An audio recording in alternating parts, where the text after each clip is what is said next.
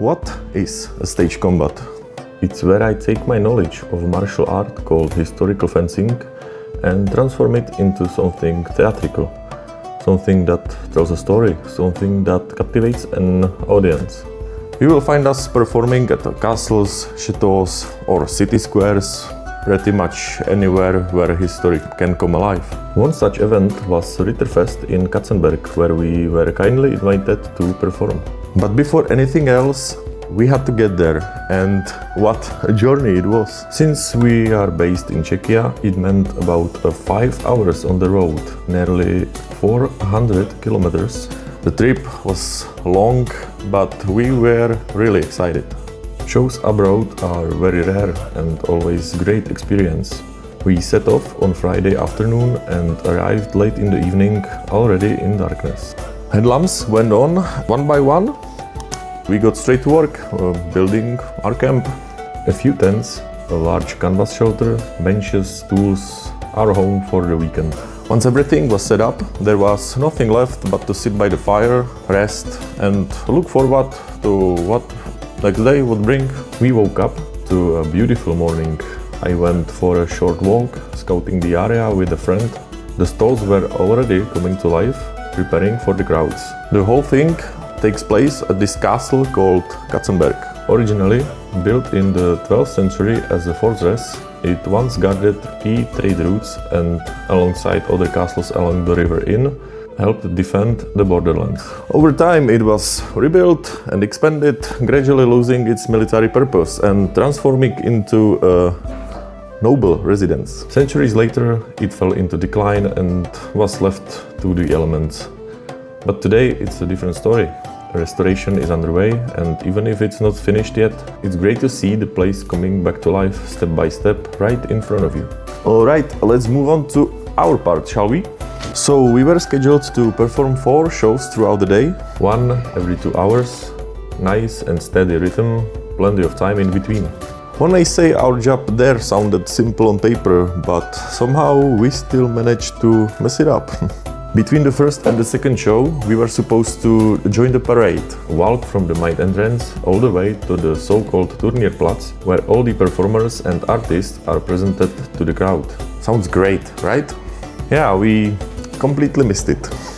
Not exactly our proudest moment, but there wasn't much time to dwell on it, because our shows were coming up right after.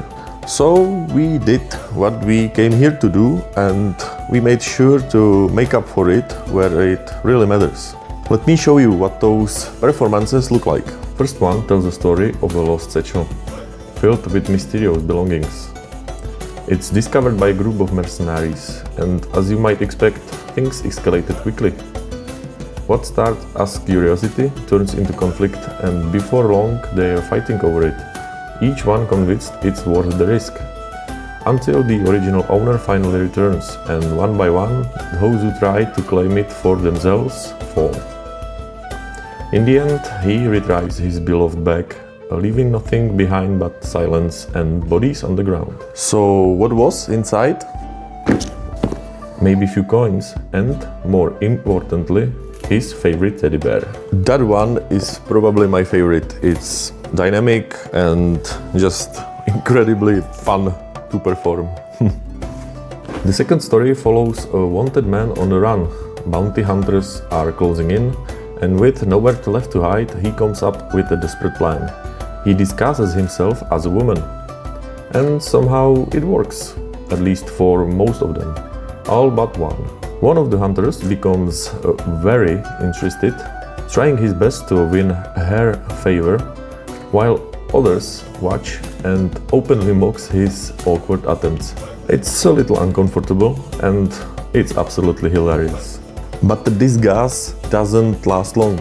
The truth eventually comes out and the mood shifts in an instant. What was a joke quickly turns into a fight, and the fugitive is eventually forced to fight for his life.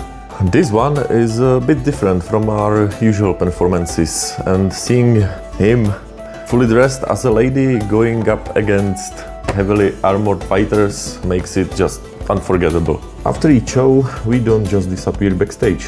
We stay and spend some time with the crowd, mainly the kids. And they absolutely love it. Parents keep sending them over and one after another, and before you know it, you are standing there for quite a while, taking tons of photos. The crowd there was huge and the responses was just amazing. You could really feel that they were enjoying it, even though we don't share the same language. And funnily enough, that actually worked in our favor. There were few moments right in the middle of the shows where we would shout things at each other, little inside jokes and random lines. You will never get this, you will never get this, la la la la la. Knowing the Austrian audience won't understand the word.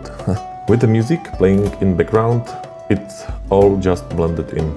You hold it together in the moment, but the second you are out of character, you just burst out laughing, right where you stand or lie.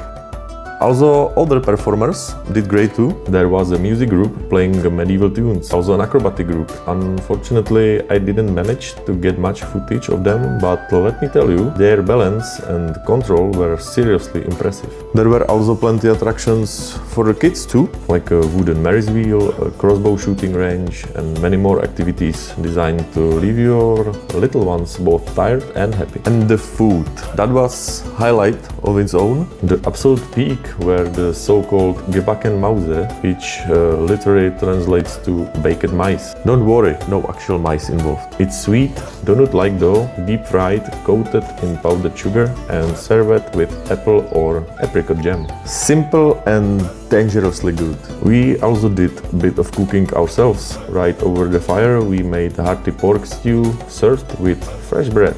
And after all those shows on our feet, in armor, constantly in action, it really hit the spot. The atmosphere overall was just awesome. Many of the visitors also came in a costume. The sun was shining, sky was clear.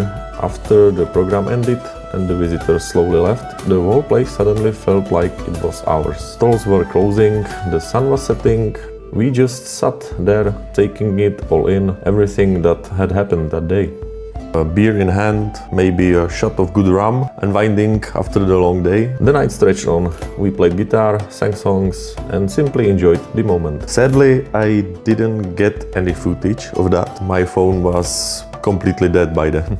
The next day followed a similar rhythm, but this time we made sure to join the parade. After another full day of performances, we packed our camp, said our goodbyes, got everything ready, and finally headed home. Ritterfest in Katzenberg marked our beginning of our season. Even though we were completely exhausted, everyone was smiling and already looking forward for the next event. If you managed to stay until now, leave a like if you enjoyed this video, and I will leave you something extra here for you in return. Thanks for watching, see you next time.